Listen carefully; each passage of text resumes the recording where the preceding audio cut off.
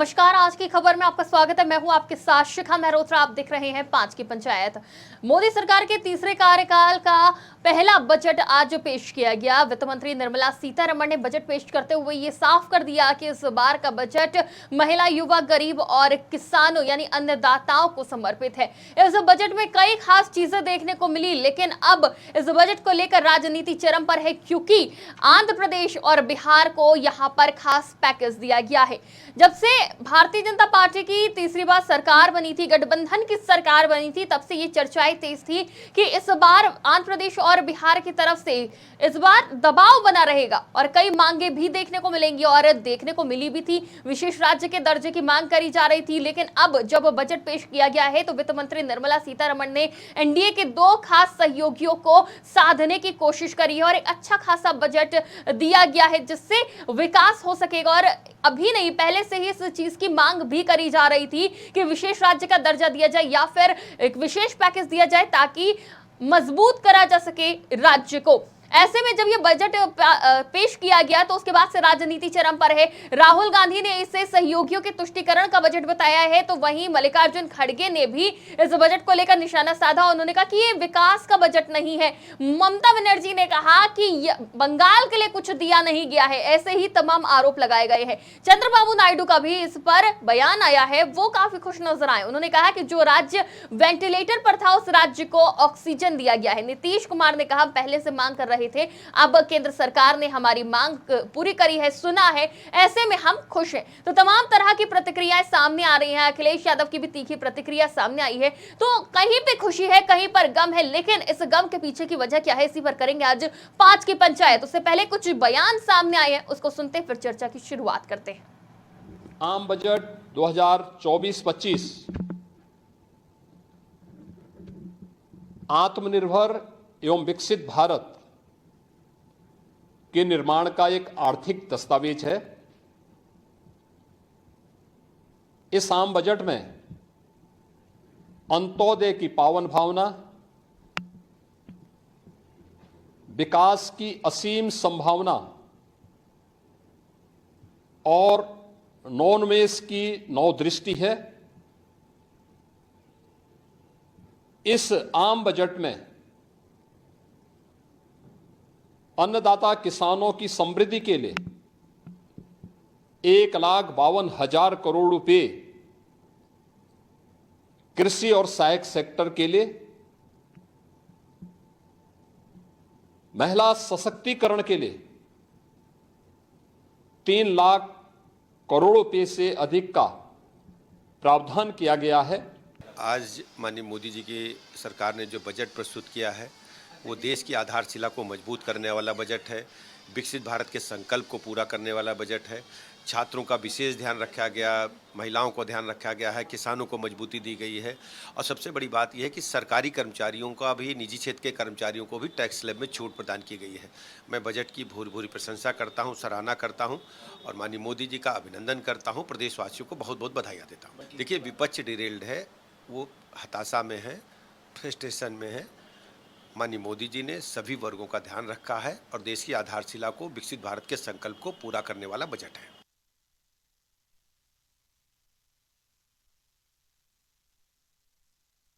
ही देख लें तो निवेश की हालत क्या रही होगी और जो बातें आंकड़ों के हिसाब से बड़ी बड़ी कही जाती हैं, जो इनके प्रोजेक्ट चल रहे होंगे वो प्रोजेक्ट कोई समय पर पूरा नहीं हुआ है इनका।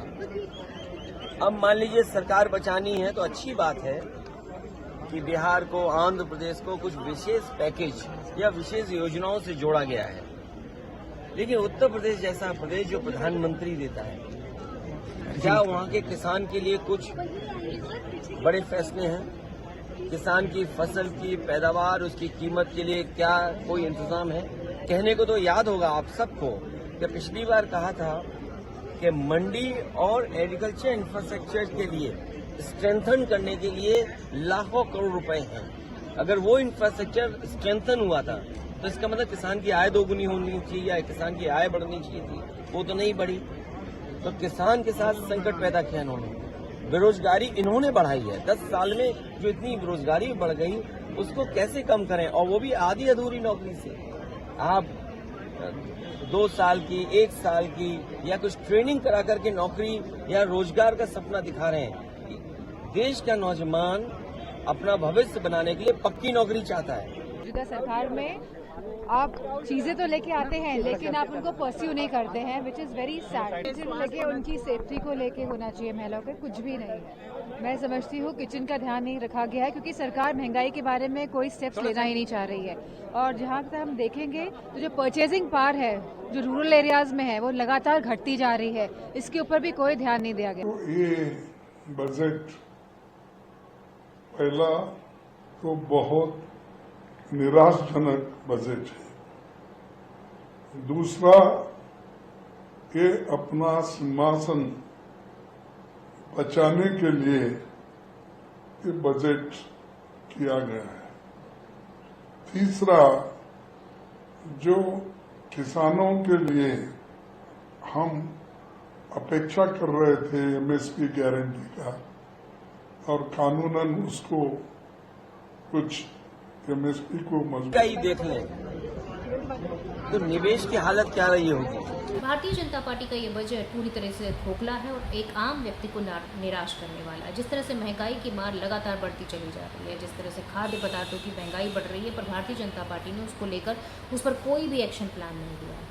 हकीकत ये है कि भारतीय जनता पार्टी जिन किसानों की बात करती चली आ रही थी, उन किसानों का बजट लगातार क्रमशः घटाती चली जा रही है। जिस तरह से किसानों को सुविधाएं मिलनी चाहिए, किसानों को जिस तरह से उनकी खाद, बिजली, पानी में रियायत मिलनी चाहिए, उस पर भी कोई बात नहीं की। किसानों की एमएसपी पर कोई बात नहीं कही। युवाओं की अगर आप बात करें तो युवाओं की एक स्कीम जो कांग्रेस पार्टी ने अपने न्याय पत्र में रखा था, उस न्याय पत्र की स्कीम को चुराने की पूरी कोशिश की गई है, जिसमें पहली नौकरी पक्की की बात। दूसरी अगर हम बात करें कि एमएसएमई की, तो लगातार चाइना से जिस तरह से आयात बढ़ता चला जा रहा है, एमएसएमई लगातार उससे प्रभावित होते चले जा रहे हैं। कांग्रेस पार्टी लगातार कहती चली आ रही है कि अगर सरकार को एमएसएमई बचाना है तो उसके लिए बाहर से जो आयात हो रहा है उसको कम करके निर्यात पर फोकस करना चाहिए, पर उस पर सरकार का कोई ध्यान नहीं है।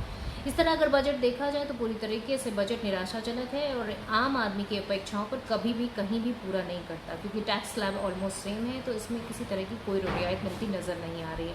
आम आदमी उसी तरह महंगाई, बेरोजगारी से दबा हुआ है। किसान अपनी जो है फसल का उचित मूल्य के लिए त्राहिमाम है। भारतीय जनता पार्टी का तो आम आदमी के लिए ये बजट कितना फायदेमंद है, अब राजनीतिज्ञ क्या कहते हैं, क्योंकि हमने सीए से तो जान लिया कि क्या कहता है आज का बजट, लेकिन आम जनता के लिए कितना सही है कितना नहीं, विपक्ष क्या कहता है, पक्ष क्या कहता है, क्या राजनीति में चल रहा है, इसी को जानने के लिए हमारे साथ कई मेहमान मौजूद है। हमारे साथ सपा नेता मोहम्मद इकलाक जी जुड़ चुके हैं, कांग्रेस नेता अजय शुक्ला जी और भारतीय जनता पार्टी से नेता आशीष शुक्ला जी जुड़ चुके हैं।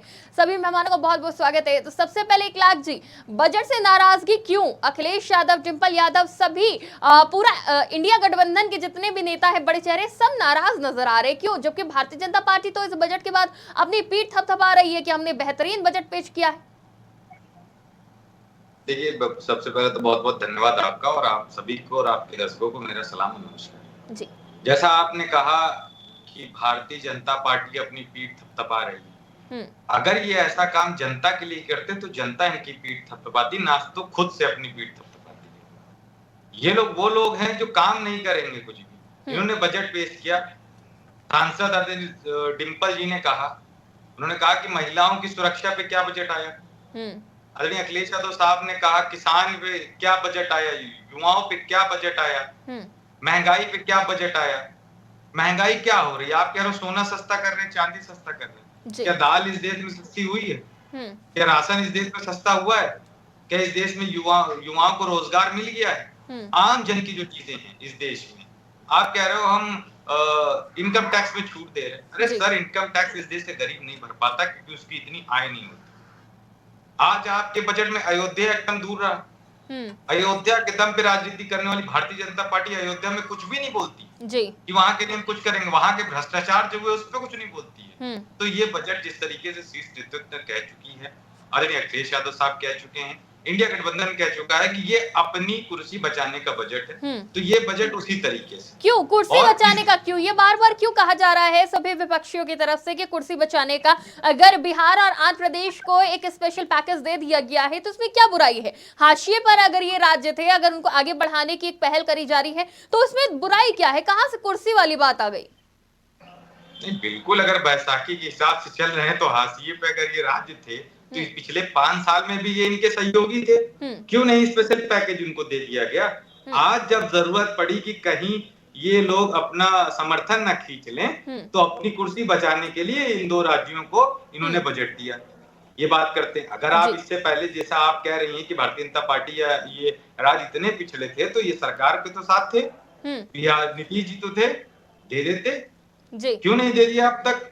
तो ये अपनी कुर्सी बजाने का बजट है। आप युवाओं की रोजगार पे उन्होंने बात की, किसान की एमएसपी पे बात नहीं की, महिलाओं की सुरक्षा पे बात नहीं की, आम जनमानस की कैसे उसकी चीजें दूर होंगी उस पे बात की। ये बात कर रहे हैं कि 1000 करोड़ दिया, 1 लाख करोड़ दिया, ये उसी तरीके से जैसे वो खत्म होता है। समिट में इन्होंने कहा इतना निवेश आया, ये फैक्ट्रियां बचेंगी, वो फैक्ट्रियां बचेंगी। On paper Bharatiya Janata party केवल काम करती है, ऑफ पेपर नहीं। केवल पेपरबाजी, पेपर पे हम 1 लाख करोड़ दे देंगे, 100 करोड़ दे देंगे, करने को कुछ और दिखाने कुछ इनके पास है। इसी तरह इनका बजट भी हर साल की तरह इस बार निराशाजनक रहा है आम जनता के लिए, क्योंकि उन्होंने जो पहले किए कुछ भी नहीं करके दिखाया, केवल अपनी कुर्सी बचाने के लिए बजट इन्होंने पेश किया। जी ठीक है, हमारे साथ कांग्रेस से अजय जी भी जुड़ चुके हैं। अजय जी बहुत बहुत स्वागत है आपका। तो सबसे पहली बात तो ये सहयोगी दलों के तुष्टीकरण वाला बजट बताया जा रहा है, राहुल गांधी ने इसे सहयोगी दलों के तुष्टीकरण वाला बजट बताया है, तो वहीं आधी अधूरी रेवड़ी बांट रहे हैं, खड़गे ऐसी बात कहते हुए नजर आ रहे हैं। क्यों इसमें आधी अधूरी रेवड़ी की बात कहां से आ रही है?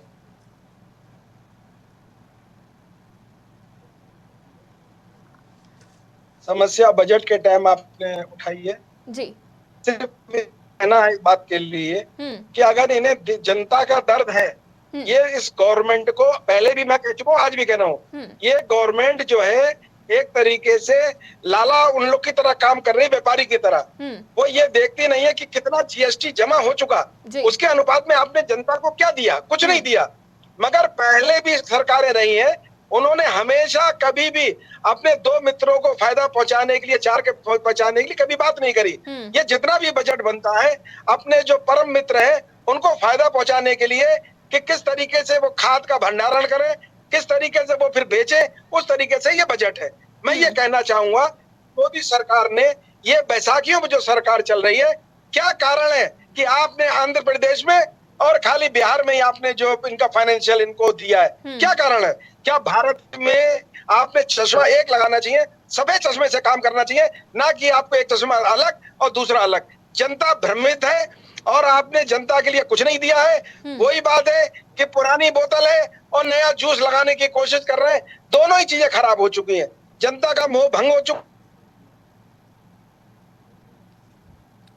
चलिए ठीक है, जनता का मोह भंग हो चुका है, लेकिन नीतीश कुमार अब इससे खुश नजर आ रहे हैं और साथ ही साथ चंद्रबाबू नायडू कह रहे हैं कि जो राज्य वेंटिलेटर पर था उसको ऑक्सीजन मिली है। क्या कहना चाहेंगे एकलाख जी? देखिए, ये सब अपनी अपनी चीजें हैं कि जो राज्य ऑक्सीजन पे था उन्हें वेंटिलेटर मिली। इसका मतलब तो यही हो गया कि जो राज्य पहले से अच्छे थे, वेंटिलेटर पे जाने का मतलब होता है स्थिति और खराब हो गई। तो अब तो स्थिति और ज्यादा खराब करने का काम कर रहे हैं अगर ऐसी बयानबाजी हो रही है। मैं तो कहता हूँ ऑक्सीजन पे ठीक थे, वेंटिलेटर पे तो जान का खतरा है जो कि ये चल रहा है। लेकिन अब जाके ऑक्सीजन मिली है, इतने सालों पे कांग्रेस की सरकार थी तब मदद नहीं मिली, कहीं ना कहीं इशारा तो यही है। नहीं देखिए, ऐसी कोई बात नहीं है कि मदद नहीं मिली। मदद लेते वक्त अगर ऐसा कुछ हुआ तो कांग्रेस के कार्यकाल में या इंडिया गठबंधन के कार्यकाल में जितनी भी चीजें हुई हों वो बता के रख दें, और पिछले 10 साल में जितनी चीजें हुई हैं वो बता के रख दें। कोई भारतीय जनता पार्टी जैसे बात करते हैं कि शक्तिमान की तरीके से नहीं है कि नाचते नाचते सब चीजें कर देंगे। 10 साल में इन्होंने क्या किया है कुछ करके बताते हैं। इनके पेपर में भी तो थे कि हर स्टेट में या हर महीने मेडिकल कॉलेज बन रहा है। कितने न जाने इन्होंने बता दिए मेडिकल कॉलेज बन के तैयार हो गए। कहाँ है मेडिकल कॉलेज? कुछ पता नहीं। इन्होंने कहा कि हम इतने गरीबों को हमने गरीबी से हटा दिया, फिर अगले साल बजट में कहते हैं कि हम 80 करोड़ गरीबों को और राशन देंगे। तो ये नए गरीब कहाँ से आ गए? ये कहते हैं हम युवाओं को रोजगार देते हैं। सर, तो पेपर लीक कैसे हो रहे हैं? इनके मंत्री तो कहते हैं कि पेपर लीक ही नहीं हो रहे हैं।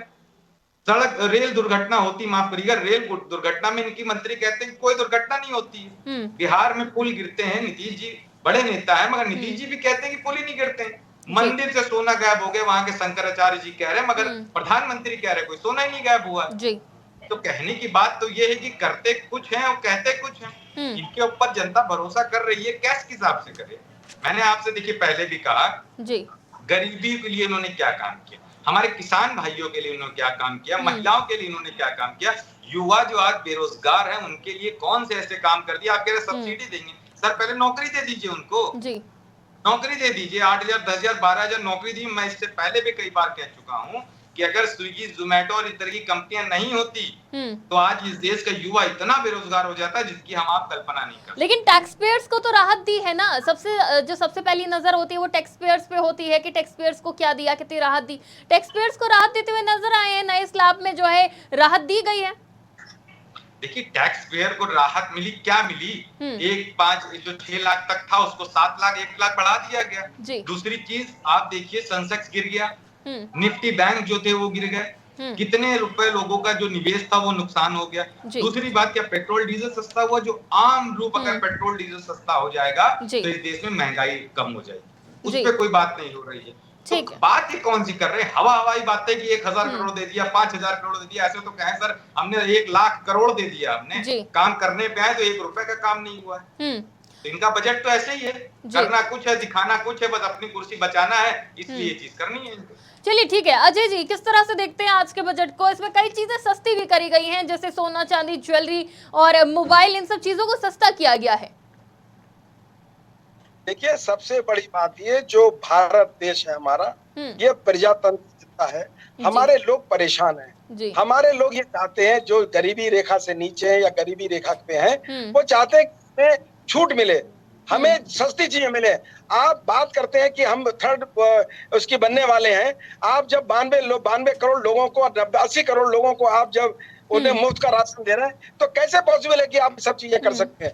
मेरा सिर्फ यही बात का कहने का है कि जब तक जनता सक्षम नहीं होगी, जब तक जनता सशक्त नहीं होगी, उसकी जो पावर है खरीदने की पावर आज खत्म हो चुकी है, जब तक उसकी पावर नहीं बढ़ेगी खरीदने की तब तक कुछ नहीं होगा। हमारे भाई ने जैसे कहा सेंसेक्स लुढ़क चुका है, इस तरीके से जो छूट दे रहे हैं, जो बड़े लोगों को छूट दे रहे हैं और बाकी इंडस्ट्री सब तबाह होती चली जा रही है। मेरा सिर्फ यही कहना है तुलनात्मक तरीके से अगर देखें कि पिछले साल उन्होंने हमें छूट दी थी उसका असर क्या हुआ। डेली आप बताते कि 2,000 करोड़ 4,000 करोड़, मगर वो रुपए का तुलनात्मक तो आप बताइए कहां पर है। कांग्रेस ने हमेशा बताया कि अगर हमने अगर 2023 में ये करा तो 24 में ये करने जा रहा है, 25 में हम लोग ये करना है, कुछ नहीं है। हमने 92,000 करोड़ को दे दिया, 150 करोड़ इनको दे दिया। लेकिन भाजपा इसे विकसित भारत का रोड मैप बता रही है, 2047 की तैयारी में है। देखिए 47 में या कुछ भी कर ले, ये इनका आखिरी बजट है। आने वाला समय जो है कांग्रेस का रहेगा और सबको जनता भ्रमित थी, जनता को पता लग गया है कि हमें अब अगर कांग्रेस अगर ये नहीं आएगी तो देश बर्बाद हो जाएगा। लेकिन आप लोग युवाओं के रोजगार पर बार बार बात कर रहे थे, वो चाहे चुनाव हो, चुनाव के बाद हो, कि इस पे फोकस नहीं किया गया, बेरोजगारी दर बढ़ती जा रही है, तो ऐसे में अब बजट पे इस पे फोकस किया गया है। युवाओं के लिए 2 लाख करोड़ रुपए और साथ ही रोजगार और स्किल पर फोकस करा गया है इस बजट में। आप ये बताइए बजट में तो पहले भी उन्होंने मोदी जी ने कहा था कि 2 करोड़ लोगों को नौकरी मिलेगी, आज कहाँ है जी आप बताइए। अब इन्होंने फिर एक लॉलीपॉप दे दी है, कहीं पर भी नहीं। आप कहाँ से लाएंगे ये नौकरियां लोगों को? आप नौकरी दे नहीं पा रहे हैं लोगों को। युवा हमारा मारा घूम रहा है, इतने इंजीनियरिंग कॉलेज से लड़के बाहर निकल के जा रहे हैं, उनके लिए नौकरी। जब तक अगर युवाओं के ऊपर, महिलाओं को अगर उनका फोकस गवर्नमेंट का नहीं होगा तब तक कुछ नहीं। मेरा कहना यह है कि जिस अनुपात में आप जीएसटी ले रहे हैं, जिस अनुपात में जीएसटी को बढ़ाने की बात कर रहे हैं, आज क्या कर आपने जीएसटी इलेक्शन अभी उससे पहले आपने 4% और जीएसटी कम किया, क्या कारण है? 28% सब्सिडी, अब 28% आप जो जीएसटी ले रहे हैं उसका क्या औचित्य है? अगर मैं सोने की चीज बनाऊं और 18% और 28% मैं गवर्नमेंट दे दूं तो क्या मुझे मिलेगा? इसका मतलब जब 28 उन्हें दे दूंगा तो कम से कम 2-4% का मैं भी आदमी हूँ। ये सब सर गलत है। गवर्नमेंट की इकोनॉमी की जो तरीका करने का है वो गलत है। इनके पास भ्रमित लोग हैं जो ये बना रहे हैं बजट, उनको खुद ही ज्ञान नहीं कि बजट किस तरीके बनना चाहिए। लेकिन कुछ चीजों में तो इस बार घटाया गया है, जीएसटी के रेट घटाए गए हैं, कुछ चीजों में रियायत दी गई है। आप ये बताइए 10 साल तक आपने चूस लिया हमें और आपको घटाने की क्या जरूरत? आप उसका बताइए ना। चलिए ठीक है, क्यों हो भारतीय जाएगा? जनता पार्टी से ही जान लेते हैं, क्या सच में कुर्सी बचाने के लिए ये बजट आया है लोक लुभावन, और साथ ही साथ बीजेपी और आंध्र प्रदेश के लिए जो स्पेशल पैकेज आया है? आशीष जी हमारे साथ जुड़ चुके भारतीय जनता पार्टी से। आशीष जी, क्या ये जो बजट आज का आया है ये सिर्फ कुर्सी बचाने के लिए, सत्ता पर काबिज रहने के लिए आया है, और आधी रेवड़ियां बांट रहे हैं, पूरी भी नहीं बांट रहे हैं? मल्लिकार्जुन खड़गे साफ साफ कह रहे हैं। देखिए, सबसे पहले मैं आपके चैनल के माध्यम से पूरे देशवासियों को इस बजट की जो है शुभकामनाएं देता हूं, और खूब पेट को आहार है, मस्तिष्क को अच्छा विचार है, और युवाओं को अच्छा सा रोजगार है। और सामने बैठे जो हमारे दोनों साथी हैं वो आपस में वार्ता कर रहे थे, और उस वार्ता को मैंने व्यवस्थित सुना और समझा ही। शायद जिनका भी आपने नाम लिया, एक बड़े नेता का जो कि दूसरे के इशारे पे चलते हैं और एक बड़ी पार्टी के बड़ी पद पे हैं, उनको इस बजट पे खुद ही विश्वास नहीं हो रहा है ये ओरिजिनल है कि कॉपी पेस्ट है। उन्होंने अपने बयान में कहा ये ओरिजिनल है ही नहीं, इतना बढ़िया बजट आया है। महिलाओं के लिए हो, चाहे ग्रामीण क्षेत्र के लिए हो, चाहे शहरी क्षेत्र के लिए हो, चाहे नौजवानों के लिए हो, हर एक बजट जो है सार्थक है और एक अच्छा संदेश देने का काम कर रहा है। और रही बात अभी कांग्रेस पार्टी के आशीष जी, कौन है विपक्ष में नेता जो इसे बढ़िया बता रहा है? नहीं, एक साथी ने कहा कि ये मल्लिकार्जुन खड़गे ने कहा कि ये पेस्ट कॉपी है, ये पेस्ट कॉपी है। मल्लिकार्जुन खड़गे का बयान है। अरे उनको खुद भरोसा नहीं हो रहा है कि इतना अच्छा बजट, लेकिन विपक्ष का काम है चिल्लाना, सही को सही कहना नहीं है। विपक्ष का काम है कि मोदी जी को गाली देना, उनकी फितरत में आ चुका है, सपने में आते हैं। नजर आ रहे कि देश की तरक्की का बजट नहीं है, आधी अधूरी रेवड़ी बांट रहे हैं। आधी अधूरी इसलिए क्योंकि आंध्र प्रदेश और बिहार के लिए आपने स्पेशल पैकेज दिया, बाकी किसी के लिए नहीं दिया। ममता बनर्जी कह रही है कि बंगाल के लिए कुछ नहीं दिया है, तो सिर्फ दो राज्यों पे ही मेहरबानी की। आपको भी पता होगा और साथ विपक्ष में बैठे साथियों को ये बात पता नहीं कि बिहार का जब से विभाजन हुआ तो कोई भी उनके पास जो रोजगार क्षेत्र की व्यवस्था है, चाहे वो माइंस हो, चाहे वो फैक्ट्रियां हो, कुछ भी है, वो सब कुछ झारखंड के कोटे में चला गया था। लेकिन 10 साल से भी तो आप बड़ी आर्थिक तंगी से बड़ी आर्थिक तंगी से निपटने के लिए नीतीश जी ने बड़ी मेहनत करी, और भारतीय जनता पार्टी के सहयोग से ये 10 साल में कैसे सफर किया। इसलिए वो लोग पूरा विशेष राज्य का दर्जे की मांग कर रहे थे। हमने विशेष राज्य की दर्जा तो नहीं दिया, लेकिन उन्हें जो है पूरी तरीके से मदद की है। और क्या आप नहीं चाहते हो कि किसी बिहार में रह रही माता बहन या भाइयों का कहीं पे उनका जो शोषण हो रहा था, जो भारतीय जनता पार्टी की सहयोगी सरकार ने रोका, सारा आप तमिलनाडु चले जाइए, झारखंड चले जाइए, महाराष्ट्र चले जाइए, कहीं पर जाएंगे आपको बिहार का ही आदमी मिलेगा। बिहार का पलायन रुका है जब से भारतीय जनता पार्टी के सहयोगी दल की सरकार है, वहां का पलायन रुक गया है। और आने वाले समय में बिहार में मजदूर नहीं मिलेंगे, शिक्षित मिलेंगे, रोजगार मिलेगा बिहार के अंदर। ये भारतीय जनता पार्टी का पलायन के लिए लोग मजबूर हैं आशीष जी, ठीक है? मजबूर है, ये बजट आ गया, देख लेना, अनुपात उठा के देख लीजिए। ठीक है आशीष जी, लौट आपके पास। विपक्ष भी कुछ कहना चाह रहा है, विपक्ष का भी कुछ सवाल है, विपक्ष की भी बात सुनते रहिए, सबको बराबर मौका मिलेगा बोलने का। इकलाख जी, नहीं, आप ही लोग बोल रहे थे, हमको तो बोलने का मौका ही नहीं दिया गया। आशीष हमारे बड़े भाई भाजपा प्रवक्ता, बड़े शानदार नेता आशीष जी की बात सुन रहा था। उन्होंने कहा बिहार में एक भी आदमी नहीं मिलेगा जो मजदूरी करता हुआ। अरे सर, उत्तर प्रदेश में डिग्री पाए हुए इंसान आज मजदूरी करने के कगार पे हैं। डिग्री लोगों ने अपनी, ये बजट उठा के देखिएगा। एक लाख जी कल अरे सुन रहा, मैं आ गया, आपकी बात सही दे रहा हूँ। जो बजट आया है अभी तक जितनी कंपनियां ट्रेनिंग देती थी, वो ट्रेनिंग का खर्चा आज की डेट में जो नया बजट आया है, उस बजट में नए लोगों को ट्रेनिंग का खर्चा सरकार उनको 5,000 रुपए इंटर्नशिप देगी। और उसके साथ सुन तो लीजिए भाई, आपको मैंने इतनी तारीफ की कि आप शानदार नेता, बात सुनते हैं, आप भी और ऊपर वक्ता कराओगे, बीजेपी की सुनना ही नहीं चाहते सरकार की तरह। सर सुनिए, आपने कहा कि बिहार में जो चीजें उत्तर प्रदेश में आपने नहीं देखी। आप अभी मुझे तो बजट कितना अच्छा है, ये बजट कितना अच्छा है। ठीक है, चलिए एक एक करके आराम से ऐसे किसी की बात समझ में नहीं आएगी। आशीष जी आपके पास लौट रहे हैं, ठीक है? इकलाख जी अपनी बात आशीष जी ने कहा बजट इतना अच्छा है, इतना अच्छा, तो क्या इससे पहले आपकी सरकार नहीं थी? आप कह रहे हैं युवाओं के लिए सोचा, आप कह रहे हैं महिलाओं के लिए सोचा। मैं आपको कह रहा हूँ, चैलेंज दे रहा हूँ कि मैं शांत हो जा रहा हूँ। आप बजट में बता दिए कि युवाओं के लिए क्या सोचा, कितने रोजगार युवाओं को देने की बात की है, महिलाओं की कैसे आपने सुरक्षा करने की आगे बात की है, और हमारे किसान भाइयों के लिए क्या आपने किया इस बजट में।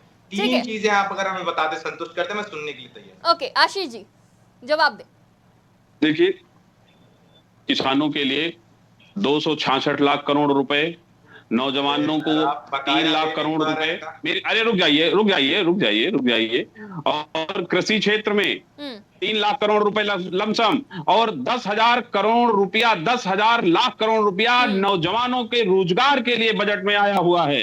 शिखा बहन, इतना शानदार बजट जिसकी विपक्ष तो छोड़ दीजिए, विपक्ष की फितरत हो गई है सोते जागते, खाते पीते उठते बैठते सिर्फ मोदी के निर्णय को गाली देना। मोदी प्रिंसिपल हैं, मोदी की सरकार तीसरे टर्म्स की प्रिंसिपल है। अभी राहुल और अखिलेश उनके स्टूडेंट हो सकते हैं। युवाओं के लिए क्या है, युवाओं के लिए इस बजट में क्या दिया गया है? युवाओं को रोजगार से बिल्कुल सृजित कर दिया गया है। कौन सी रोजगार लाएंगे? मैंने ये नहीं कहा, पैसे बताइए कि किसान को 25,000 करोड़ दिया, युवाओं को 500 करोड़ दिया, महिलाओं को 1 लाख करोड़ दिया। अरे सर, करेंगे क्या जमीन पे, ये बताइए मालिक, क्या आप करेंगे क्या? ऐसी कौन सी कंपनियां लाएंगे, ऐसी कौन सी नौकरी लगाएंगे?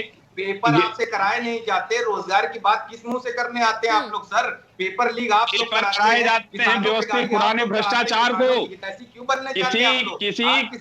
किसी लोहे में जो जंग लगती है, सिर्फ पैसा पैसा पैसा। क्या मोदी जी और मोदी जी सिर्फ पैसा नजर आता है? रोजगार कराए जाते हैं। यही समाजवादी पार्टी की सरकार होती थी, खुलेआम कापियां रख दी जाती थी, स्टूडेंट लिखते थे, वो फितरत खत्म हो गई। हर गरीब को रोजगार मिलेगा, हर नौजवान को रोजगार मिलेगा, जो पढ़ेगा उसे रोजगार मिलेगा।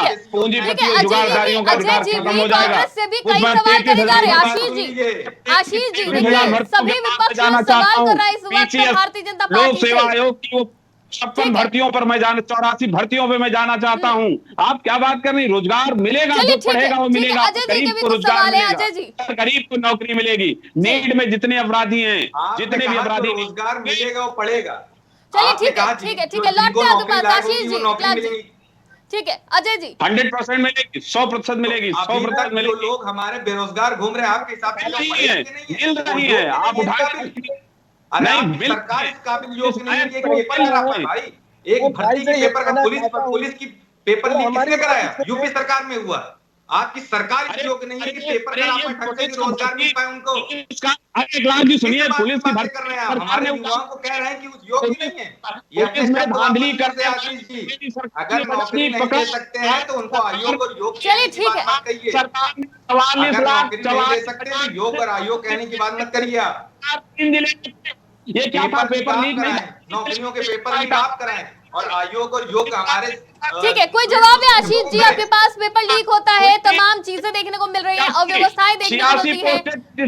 56 यादव रखे गए थे, क्या वो पेपर लीक नहीं था? ऐसे हो गए थे, बाकी सारे लोग दूसरे कार्यकाल में भी कहा गया था कि युवाओं को नौकरी दी जाएगी, लेकिन बेरोजगारी दर कैसे बढ़ गई, ये भी तो सवाल है। आपकी कार्रवाई कर दीजिए अगर कुछ गलत है, हम बताएंगे कैसे कार्रवाई करी जाती पेपर लीक वालों पे। परेशान ना होइए, हम बताएंगे कैसे कार्रवाई करी जाती पेपर लीक वालों पे। परेशान ना होइए, एग्जाम्पल पेश करने का मतलब अखिलेश यादव साहब। चलिए ठीक है, अजय जी से भी जान लेते हैं। अजय जी भी कई सवाल कर रहे हैं सरकार से। देखिए आशीष जी, आप सवालों से बच नहीं सकते हैं, भले ही आप कहें कि बहुत अच्छा बजट है, भले ही अपनी पीठ थपथपा ले, लेकिन सवाल बहुत है।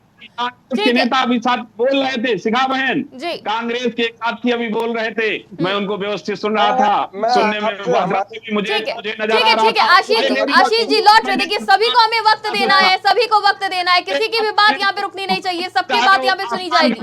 ठीक है, घोटाला हो अगर होता था, बजट पर वो चर्चा करने से हमेशा कतराते रहते थे, और अब किल 2 दहाई 99 है, किल इसको 3 बटन कर दीजिएगा, 33 सीटें। जैसे कोविड में थाली और थाली बजाया था, इस बजट का झुंझुना आप लोग बजाइए। ठीक है 1 लाख जी लौट रहे, अजय जी भी कुछ कह रहे हैं। ठीक है अजय जी,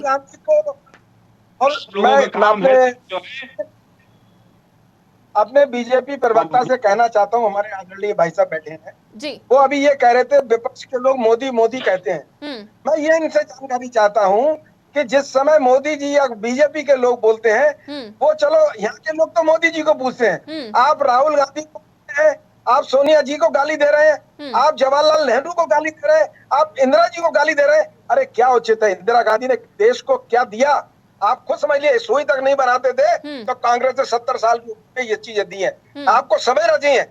आज आप बात कर रहे हैं कि नीट की परीक्षा में कितना हमारे युवक परेशान है, आत्मदाह कर रहा है, और आप कहते हैं उनके लिए हम कानून लाए, हजारों लोग मर जाएंगे, बच्चे मर जाएंगे।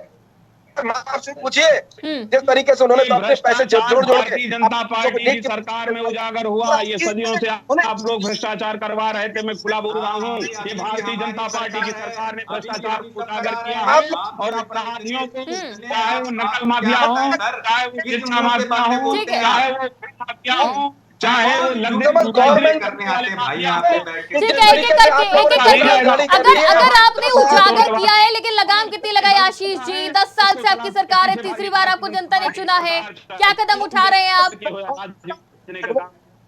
और बिहार का विकास देखा नहीं जा रहा है, के चक्कर में आपको बिहार का विकास देखा नहीं जा रहा है। चलिए ठीक है, ठीक है आशीष जी, चलिए इसी का जवाब दीजिए। चलिए आप जो एक एक करके प्लीज, मैं सभी पैनलिस्ट से कहना चाहूंगी एक एक करके अपनी बात रखें प्लीज। मेरा भाषण लग रहा है आप प्रवचन देते हैं, मैं भाषण दे रहा हूँ, आप प्रवचन। ठीक है आशीष जी प्लीज सुनिए भी। आशीष जी आपको जवाब देने का मौका दिया जाएगा, प्लीज एक एक करके बात करें। 15 लाख 15 लाख 2 करोड़ वो क्या था? जुमला देते हैं, आप जुमला देते हैं। जुमलोई की पार्टी भारतीय जनता पार्टी क्या कभी जमीनी काम नहीं कर पाएगी? हमेशा कुछ हो जाता है पेपर। चलिए ठीक है, समाजवादी कांग्रेस जिम्मेदार। ठीक है इकलास जी, एक सवाल मेरा भी आशीष जी। ठीक है आशीष जी, बजट तो आवंटित कर दिया जाता है, उसमें से कितना खर्च होता है? जितनी भी योजनाएं होती है उसमें कितना काम होता है? इस पे जानकारी चाहेंगे आशीष जी। जी आवाज नहीं आई, पुनः बोलिए जी। ठीक है आशीष जी, हेलो। हर बार जो भी बजट सामने लाया जाता है उसमें से कितना खर्च होता है, कितने पे अमल किया जाता है, पूरी जानकारी चाहेंगे। बजट में तो कई योजनाएं गिना दी जाती हैं, लेकिन अमल कितने पे होता है, खर्चा कितने पे होता है? देखिए, बजट बिल्कुल 100% खर्च हुआ है और 100% खर्च होगा। बजट के ऊपर अभी किसानों के लिए नए क्रेडिट कार्ड कुछ राज्यों में व्यवस्था नहीं थी, वो लागू की जाएगी, इसी बजट में है। स्वास्थ्य के ऊपर बजट जो आया है, कहीं पर स्वास्थ्य की व्यवस्था अव्यवस्थित है किसी भी राज्य में, वो भारतीय जनता पार्टी के अंश अधीन, मतलब भारतीय जनता पार्टी की सरकार की राज्य हो या अन्य कोई हो, सारे बजट व्यवस्थित रूप से जो जिस राज्यों को दिए जा रहे हैं वो 100% दावे के साथ मैं कहता हूँ सारा जो है समय के अनुसार उसका सदुपयोग होगा, दुरुपयोग नहीं होगा। ये कांग्रेस की सरकार जैसे बजट नहीं होगा कि गमले में गोभी पैदा होगी, खनन में कोयले से लेकर के बजट होगा, व्यवस्थित खर्च होगा। चलिए ठीक है, महिलाओं के लिए क्या है, महिलाओं के लिए क्या दिया गया इस बजट में? डिंपल यादव साफ सवाल उठा रही हैं कि किचन का ध्यान नहीं रखा गया है। महिलाओं की सबसे बड़ी जो जिम्मेदारी नजर जरूरत होती है वो किचन की जरूरतें होती हैं। दाल सब्जी महंगी होती जा रही है, दूध के दाम बढ़ते जा रहे हैं, हर चीज महंगी हो रही है, क्या ध्यान दिया गया है किचन की तरफ? देखिए, महंगाई, डिंपल भाभी एक सूझबूझ और योग्य महिला है, मैं उनके निर्णय का खंडन तो नहीं कर सकता, लेकिन इतना जरूर कहूंगा कि दिन पर दिन आबादी बढ़ रही है। जो जो जो जो जो जो जमीन जो है 30 रुपए फीट की वो 3000 रुपए फीट हो गई है। जहाँ तो दूध जो आबादी गांव की 1000 से 1500-1800 हो गई है। जीएसटी हटा लीजिए सर, इस बात पे हो जाएगा, दही सस्ता हो जाएगा। जीएसटी हटा लीजिए, ज्ञान ना दीजिए, जीएसटी हटा लीजिए दूध दही से, दूध सस्ता हो जाएगा सर। यस, भी हटाएंगे और आए जो बाहर से आए हुए यहाँ पे शरणार्थी हैं उनको भी जो है व्यवस्थित दर्जा दिया जाएगा, जैसे हमारे देश का विदेश दही पे। सर आप कह रहे हैं कि ये बढ़ रहा है, ये बढ़ रहा है, वो बढ़ रहा है, अरे जीएसटी हटा लीजिए। ठीक है, देखिए अगर जनसंख्या बढ़ रही है, हर चीज तो देखिए समय के साथ बढ़ेगी, लेकिन उसके लिए कदम क्या उठा रहे हैं? ठीक है चलिए ठीक है, हमारे पास वक्त की कमी है, सभी से लास्ट कमेंट सबसे पहले। चलिए ठीक है अजय जी आज के बजट को किस तरह से देखते हैं? विपक्ष किस नजर से देखता है? अजय जी, ये जो बजट है ये बजट बिल्कुल फ्लॉप बजट है। इनकी बता रहा है कि इन्हें बैसाखियों पे जो सरकार चल रही है उसको कैसे बचाना है। पूरे भारत में जितने भी राज्य हैं वो समानता से सबको थोड़ा थोड़ा देना चाहिए, ना कि आंध्र प्रदेश और बिहार को देना चाहिए। बिहार को, जो बिहार के हमारे मुख्यमंत्री जी जो रहे, उन्होंने खुद ही इतना बढ़ा दिया, तो उन्हें अब आवश्यक क्या रही कि पैकेज उन्हें मिलना चाहिए। आपने फाइनेंशियली बजट इनको दिया, अगर आपको देना था तो सबको थोड़ा थोड़ा पैकेज देते, तो मैं जानता कि मोदी सरकार एक सरकार जो है आम जनमानस की सरकार है। ये हमारे जो प्रवक्ता बैठे हैं बीजेपी के मान हमारे भाई, ये जिस तरीके से रटी रटाई भाषा बोल रहे हैं, जनता जानती है। आपने जो क्वेश्चन इनसे किया कि हमें ये बताया कि पिछले बजट में कितना पैसा रह गया, इनको खुद नहीं पता, इल्म है ही नहीं। बस इनको ये बताया गया कि गाल बजाना है आपको, बजट अच्छा कहना है। अरे महिलाओं के लिए महिलाएं, ठीक है, हमारे वक्त की कमी है। ठीक है आशीष जी, दोहरा चश्मा क्यों लगाया हुआ है? आपने 2 राज्यों को तो दे दिया विशेष पैकेज, लेकिन बाकी राज्य भी तो हैं जिनको विशेष पैकेज की जरूरत है, लेकिन बाकी किसी राज्य की तरफ तो आपने ध्यान ही नहीं दिया। और रेल, जिसका तो अलग पैकेज आता था, अलग बजट आता था, उसकी तो नाम भी नहीं लिया वित्त मंत्री ने।